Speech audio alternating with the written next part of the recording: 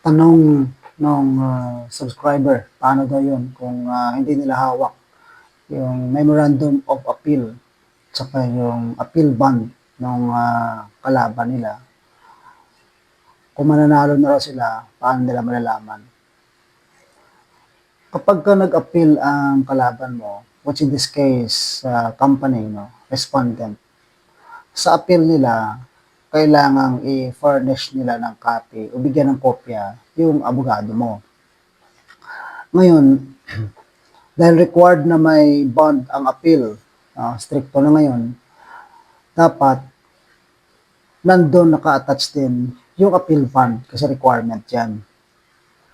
Kung hindi naman na tanggap ng lawyer mo yung copy niya, walang magiging epekto yan sa takbo ng kaso as long as yan ay nasa appeal stage.